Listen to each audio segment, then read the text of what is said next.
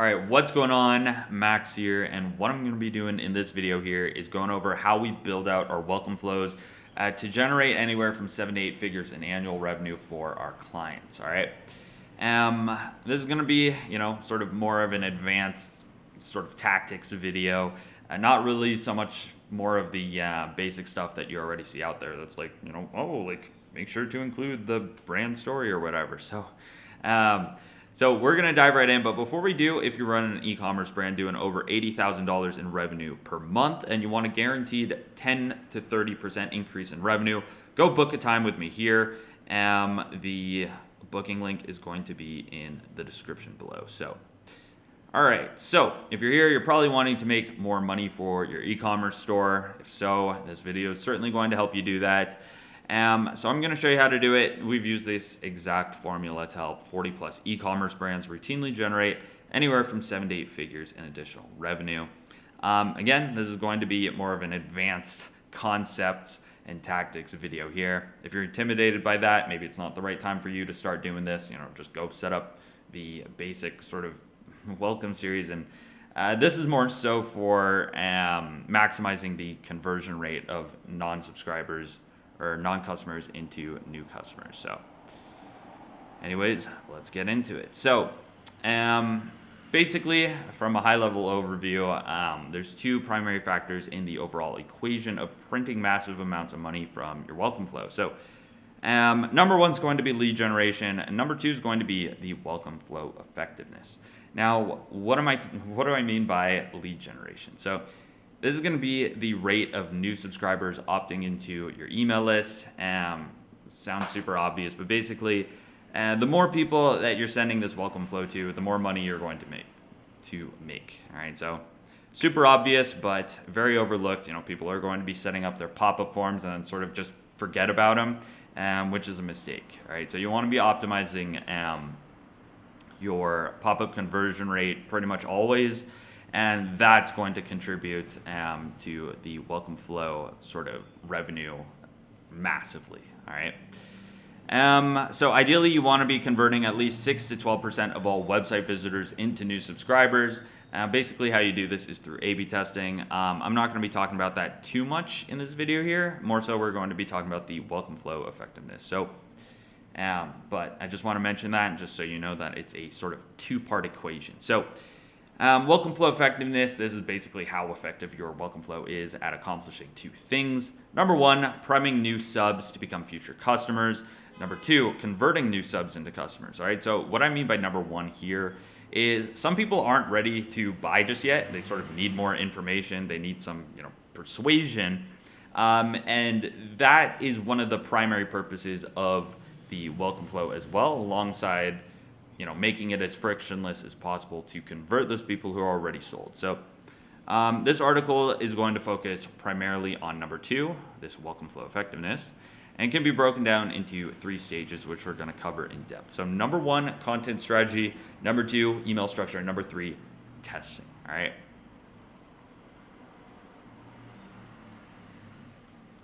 All right. So this is the most important factor, and it's going to require the most focus. All right, so get the content right, and your subscriber is going to be primed to look out for future emails from you in their inbox, giving you multiple opportunities to convert them into a first-time customer. You get it wrong, and your new sub will stop opening your emails and prematurely churn. So this is sort of a very important decision point. When somebody subscribes to your brand, there's a lot of promise, there's a lot of interest in the brand, but they don't necessarily know a ton. All right. Now, if you send them sort of shitty emails, they're going to be like, okay, these emails suck. Like, they're going to be trained to associate your brand's emails with a negative experience versus, if it's super insightful or super entertaining or super valuable, their first impression is going to be like, okay, like these emails are actually, fucking awesome. And I'm going to need to keep an eye out on the future. All right. So you're going to get sort of a snowball effect in the right direction or in the opposite direction that you don't want. So it's going to be super important. The main goal here is to achieve message market resonance. All right. So essentially what that means is showing the right content at the right time to your new subs. You'll know when you achieve it because your engagement metrics, all right, so your open click rate and place order rates will noticeably increase. And here's how we achieve that in practice. And number one is studying your highest value customers, right? So maybe you already know who they are, but otherwise you can find them in your Shopify order history.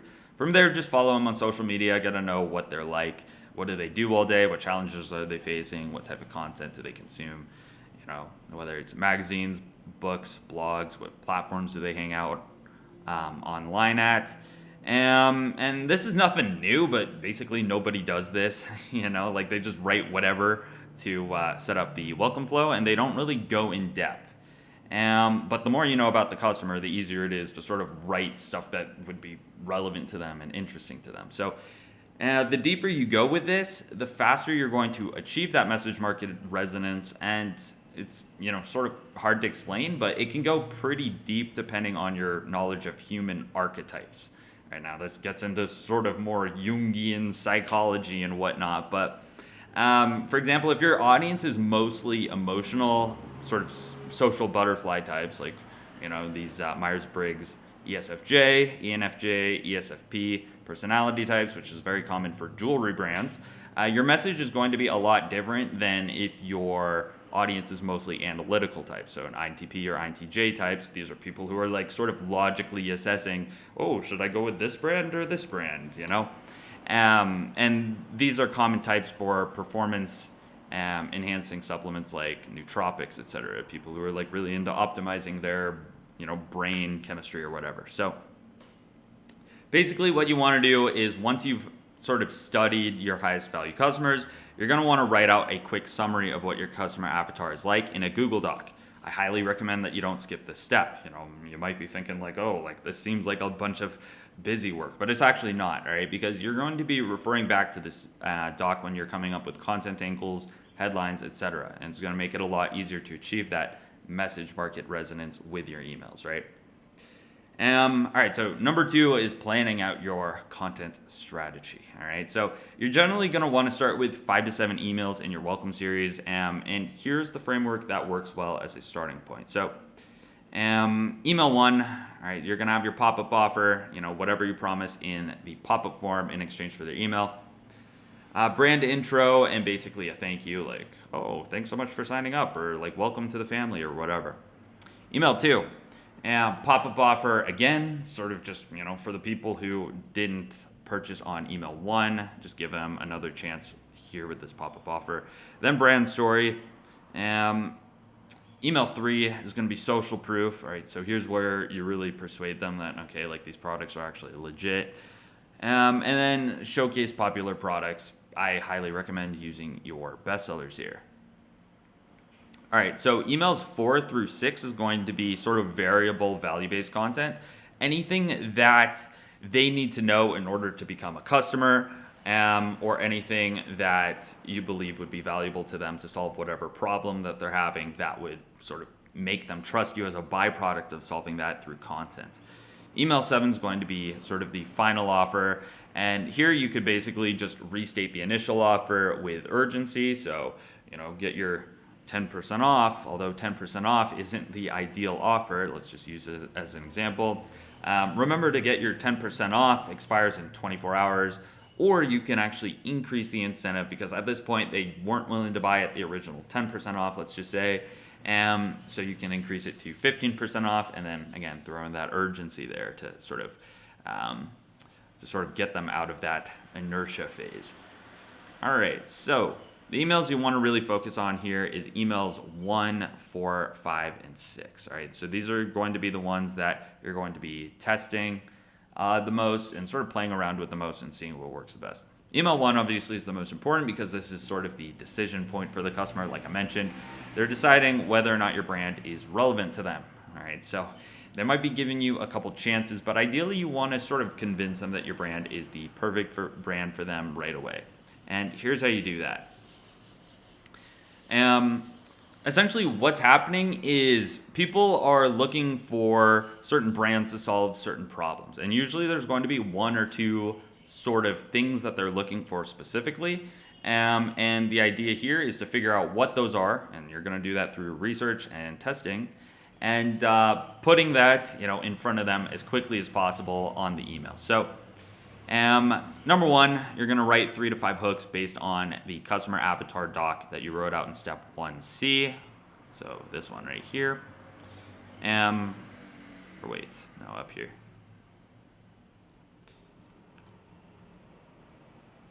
All right, so yeah, this is why you wrote that out. So these are essentially hypotheses about what aspect of your brand or product your customer is going to care about the most. So for example, if you sell supplements, your hooks might be, and these are all just sort of hypotheses that you're going to be sort of testing out and cycling through. Eco-friendly packaging, no artificial ingredients, it tastes great, NSF certified for sport, let's just say. And these are all just examples. And essentially what we want to do is focus on the hook that is the most relevant. That'll get your new subscriber to say, wow, like this is literally what I'm looking for here. The winning hook then becomes our headline on our welcome email, right? A winning headline captures their attention, right? Now, this is absolutely necessary to stand out against the ocean of competitors that are fighting for their attention. We want to capture it right away so that they keep reading. If they keep reading, we'll have more opportunities to convince them that ours is the perfect brand for them. So this is why the headline is so important. How most people read emails is they just open it. They don't really scroll down, see if it captures their attention and keeps moving on. So if you're able to sort of capture their attention right away with the subject line, gets them to open it, and then the header, it's like, oh, like, tell me more. Then you're on the right path. And that's essentially what the headlines, you want them to do. Because if the headline doesn't capture their attention, nobody's going to read all of this, and you're going to have less opportunities to convince them. All right, so the body copy here focuses on the technical aspects of this product here that we're trying to sell. And the whole reason why is because that's what's most relevant to this brand's particular audience, because their audience consists mostly of enthusiasts, professional auto mechanics, technicians. The personality type is mostly ISTPs, ESTPs, and ESFPs, and they spend most of their money on modifications to their vehicles. And if you know about like personality types, these are types of people who care, a bunch about sort of the technical specs, and they talk about with their friends like, oh, like imagine you're building a computer. It's like, oh, well, this one has like 16 gigs of RAM, and this one has a solid state hard drive. Like all these sort of technical things that you wouldn't talk about. Like if, for example, you're selling a fine jewelry necklace, you're not going to list out the technical specifications. Things like, oh, well, the weight ratio of the diamond's girdle thickness. I don't even know what any of this stuff means, but like I've seen it in other emails. They're trying to sell through these tech specs, and it's so dumb, So if you tried selling that to people who, let's say women between the age of 30 to 40, and you start talking about all this stuff, they would zone out immediately, exit out of the email, because that's not something that they actually care about. So it's about knowing sort of your audience, and that's going to give you a solid idea of what aspects of the product to focus on. So, all right, so stage 2, email structure. So this stage is pretty straightforward to the last one, but also very important. We want to optimize our emails for maximum conversion rate. Obviously, the conversion objective is going to be different for each email. So for example, for content-based emails, usually it's going to be about nurturing or educating the subscriber versus making a sale. But for the sake of simplicity, we will focus on maximizing sales here. Maximizing conversion rate depends heavily on structuring your email in a certain way that correlates with how people read emails. So essentially, you need to have an understanding of how people actually open the email and how they actually read it, and then sort of structure your email to align with that for maximum readability. So some general rules of thumb to keep in mind. Number 1, people have short attention spans.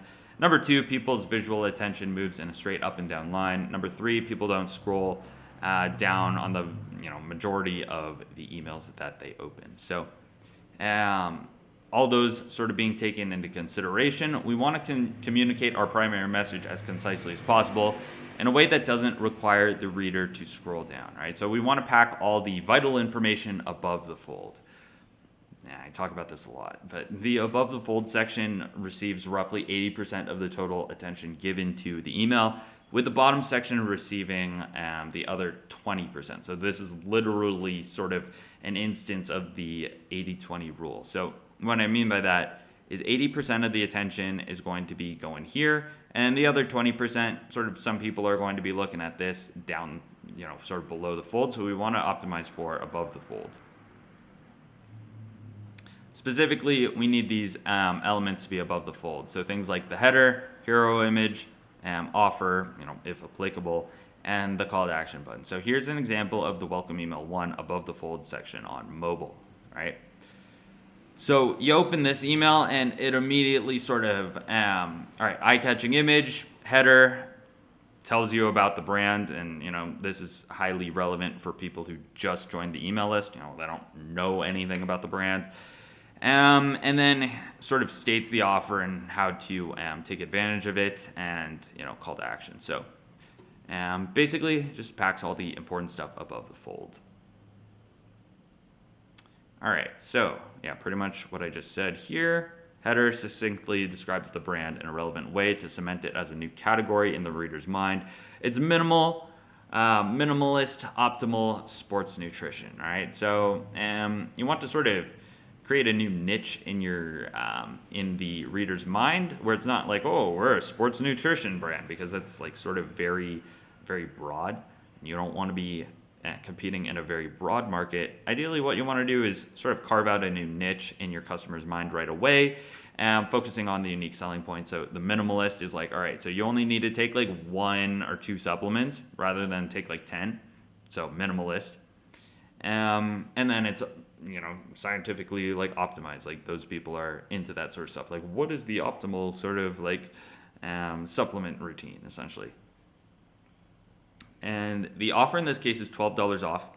Off orders is 75 plus. This works because the average order value is slightly higher at $80. It stands out because most of their competitors are using the generic $10 or 10% off your first order, right? So stands out. It's a pattern interrupt. But it is roughly equivalent to, I believe, 15%. So pretty solid margins there, but much more effective. Call to action button, you don't need to make it super fancy. Shop now. We've tested every single variable of this email, and now obviously it's printing. 12% place order rate, $41,000 in sales, so pretty solid. All right, stage 3, testing.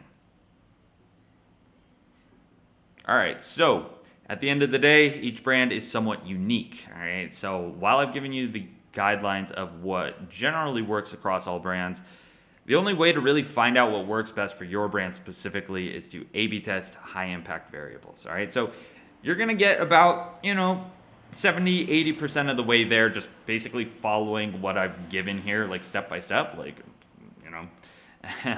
but you're going to squeeze out that last 30% through A/B testing here. And essentially what you want to do is only focus on A/B testing important stuff. You don't need to be, A/B testing like button colors and stuff. So number 1, you want to A/B test the offer, and this goes hand in hand with the pop-up form conversion rate as well. Subject line and preview text. Obviously you want to maximize the open rate because you're going to get more eyeballs on your offer. And then number 3 is the body copy, and this is going to sort of help cement your brand's help cement your brand in the mind of the consumer in a way that sort of decommoditizes your brand. All right, so this is going to sort of prime them to become customers in the future. All right, so the offer. You never really know which offer is going to work the best until you test it. So my recommendation is to test all the standard ones. So you could test percent off, so 10% off, dollars off, $10 off, orders of 100 plus, free item with purchase, and then gave some examples here. One that I started using that works pretty well is taking the average order value, times it by 15%. Off orders over the average order value threshold. So let's say your average order value is $80. You take 15% of that, which I think is like $12 or $13. And then now it's equivalent to 15%, but it's also people are likely to buy at that price point anyway, just because obviously it's the average order value. Hope that makes sense. But I did say it was going to be somewhat of a advanced video here. So, all right, subject line and preview text. So here's an example of an A/B test. The only variable we tested here was preview text. So, for example, enjoy $15 off your order versus here's $15 off. Like, it's literally saying the same stuff, but for whatever reason, people resonate with one of them more than the other. The winning variation B is generating 33% more sales revenue than A. Small tweaks can make a big difference. All right, now I already know some people are going to be like, oh, like, is that a big enough sample size? It's like, yes, okay. You don't have time to be waiting on like a 10,000 recipient sample size, all right? You need to move fast. And I don't know if you ever took like statistics in like college or whatever, or studied statistics, but essentially it's a confidence game. And it's going to be up to you as far as like how confident you need to be in each A/B test. But usually, like, if the results are pretty significant, like 33% in sales, then you could be reasonably confident that the winning variation in this case, for example, probably is more effective than the other one. All right, and trying to argue for the losing variation here, in my opinion, is massively cope. It's like, oh, but this could be a statistical, anomaly. It's like, no. All right. Anyways, the body copy. Swap out the body copy based on the hooks you wrote in stage 1. Content strategy. So, if you forgot what that's all about, then go rewind this video here. But this isn't as impact of a variable as the offer and subject line and preview text, but can still make a significant difference. I would probably test this one last. The winning variation will also give you solid insight into which hook you should focus on for the rest of your content in the subsequent welcome flow emails and campaigns. So for example, if people care the most about the taste of the product, then the body copy is going to focus more on that. It's like, here's what this person had to say about the taste of the product. Like, I've tasted all of these other products and this one is the best.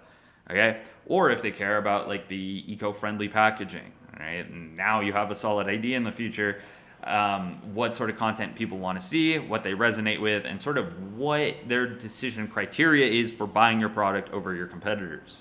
It's really all that this section is about, is sort of just A/B testing those hooks and figuring out what people actually care about. So now, interpreting test results. Now I talked a little bit about this. All right, so once your A/B test has been running, you need to make a decision about whether it was conclusive or not. The main KPI here is looking at the sales generated. All right, so that's going to be both the quantity of the orders placed over the quantity of recipients. All right, so that's basically the placed order rate. And the revenue per recipient, which is the total sales over the quantity of recipients. All right, so sometimes you're going to get more people to buy, but the average order value of that particular variation is going to be lower than the other one. And there's no real sort of set in stone rule of which one you go with, but anyways, just keep that in mind, all right? So the open rates and click-through rates are good indicators, but should rarely be placed above the sales generated in consideration. These metrics can be considered secondary KPIs. Now, I've had a lot of people ask me as well. It's like, wait, like, I see that the winning variation has more sales, but what about the click-through rate? It has a lower click-through rate. It's like, who cares? Like, you can take those into consideration, but if one has more sales, who gives a shit if the click-through rate is lower? Like, we're not optimizing for click-through rates here.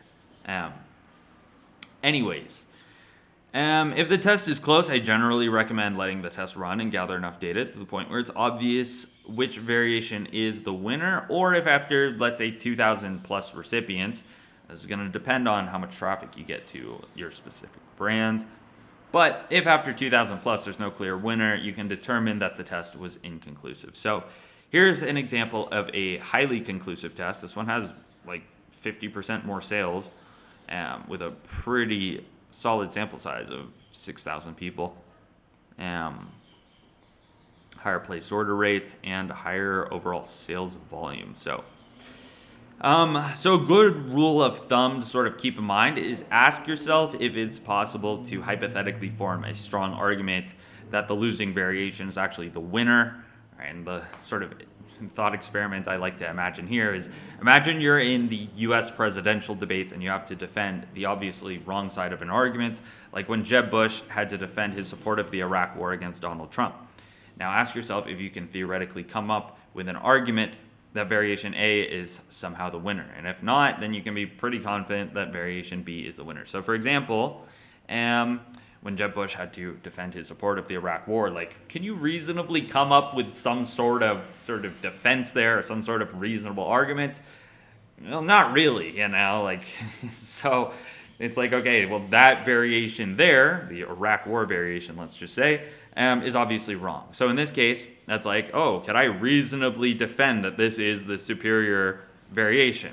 Well, not really. Although you might be like, but wait, the sample size. It's like, no, this one is obviously losing. So just accept it. All right. Anyways, where was I? Okay. The goal with these A/B tests is to consistently improve the sales generated by at least 5 to 10% each. Let's say one every 2 iterations, right? Because obviously you're going to have tests that, the new variation that you test out is sort of the loser.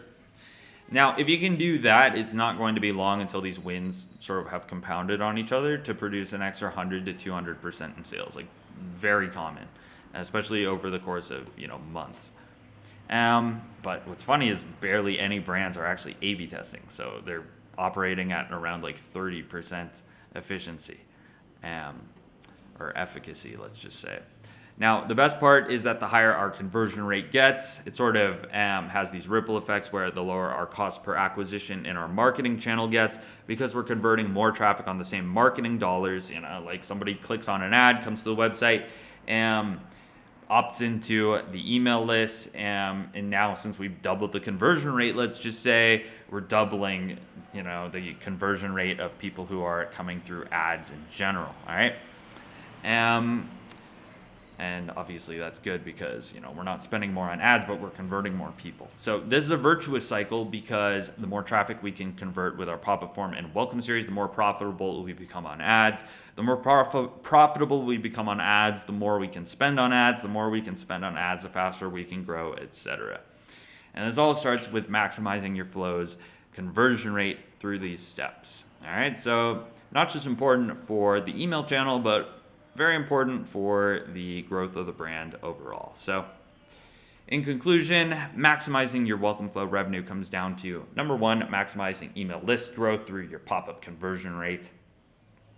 Number two, maximizing the welcome flow effectiveness. All right, welcome flow effectiveness can be further broken down into these 3 stages: content strategy, email structure, testing, and then obviously it's going to take some time and effort to dial in all these factors, but once you do, you're going to be ahead of literally 99% of your competitors because literally nobody does this. All right, I audit tons of e-commerce brands and have never seen a single one that comes close to this level of meticulousness.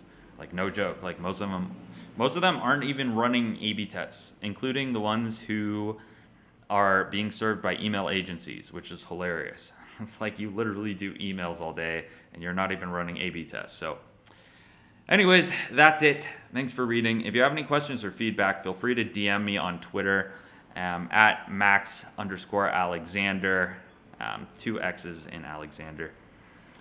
If you run an e-commerce brand doing over $80,000 in revenue per month and want a guaranteed 10 to 30% increase in revenue, once again, book a time with me here. Link is going to be below in the description of this video here. But other than that, thanks so much for watching and have a great rest of your day. Bye.